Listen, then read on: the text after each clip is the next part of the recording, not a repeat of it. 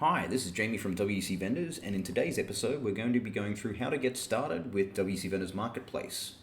WC Vendors Marketplace and all WC Vendors plugins require WordPress, WooCommerce, some decent WordPress hosting, and then you can get started. We have an article in our documentation that goes through the requirements, including the minimum PHP versions and MySQL version. We have some hosting recommendations as well as some control panel. I'll link to the article in the comments below. First step is to log in to your WordPress admin, go to your plugins and install WooCommerce. We're going to be installing a couple of extra plugins as well as WC Vendors Marketplace, as these are plugins we recommend everyone should be using. We're not going to activate any of them yet. Nav Menu Roles is a great plugin that allows you to create menus that have conditions depending on the role. This means you can create links to the vendor dashboard that only vendors can see. We require the Classic Widgets plugin at the moment, as we are still working on creating blocks to replace all of our widgets. The final plugin that we recommend is User Switching.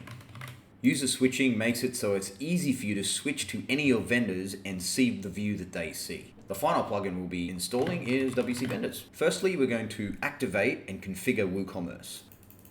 As this is a demo, we're going to skip most of the WooCommerce details as they're not necessary for this. There are only two things that need to be configured to be able to support WC Vendors Marketplace. First is under account registration. To ensure that vendors can register, you need to be able to enable ad registration. You do not want to automatically generate an account, as that can have issues with your permalinks for your vendors. It's up to you if you want to send them a password link. Once that has been configured, you can click Save. Next option you need to do is you need to configure the permalinks for WordPress. We just go with postname. If it is plain or something else, ensure that it's postname or whatever your custom structure should be. Same with product permalinks, we leave them as default. Now that WooCommerce and WordPress are configured, the next thing we're going to do is activate WC Vendors Marketplace. Once WC Vendors Marketplace is activated, you get a prompt to run the setup wizard. From here, you can configure manually approving the vendors, means that all vendors that come onto your marketplace will have to be approved before they can start selling or setting anything. Give any taxes to your vendors and shipping to your vendors, you can enable that as well. Most people do.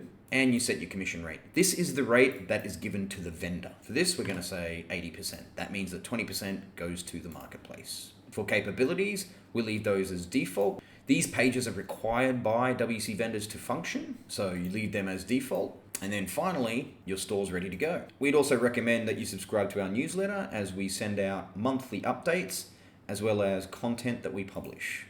Once that's completed, you can return to your dashboard. From here, you have your basic commission information, your capabilities, including products and orders, your display, and advanced options. And this can be useful if you're just testing settings and you want to start again. Now that WC Vendors Marketplace is configured, let's go ahead and configure those other plugins.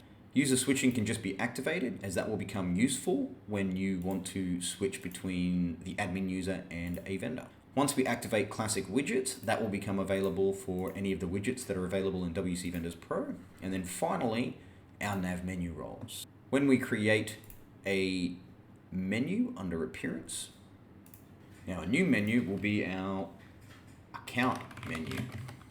This is the secondary menu which shows above the main menu.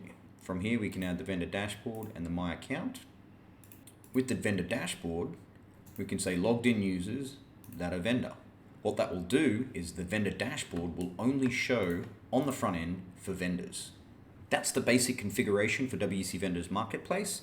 And now your marketplace is ready to install WC Vendors Pro as well as other third-party extensions that you may use. If you want to test some orders prior to onboarding vendors, you can do that with our test gateway, which is available under WooCommerce settings, payments. You can enable the test gateway, and that will allow you to process orders and have commissions logged, so long as you have vendors in your system. You're going to quickly create a new user. When first using WC Vendors, it's best to create your own vendor user that you can use to navigate the site.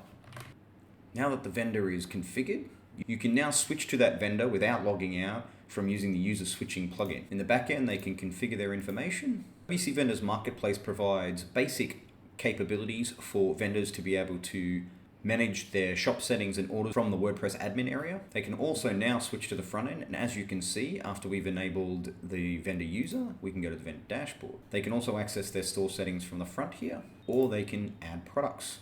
A vendor currently has no products available, so we can switch back to the demo admin. Let's assign one of these products to that vendor. Now switching back to that vendor, if we go to products, the next video will be going through how to install and configure WC Vendors Pro. WC Vendors Pro extends WC Vendors Marketplace and provides a fully featured front-end dashboard for your vendors where they can add and manage their products, their orders, settings, and more. That's it for this video. If you have any questions, you can post them in the comments below or contact us via our website at wcvendors.com, or you can tag us on Twitter at WCVendors.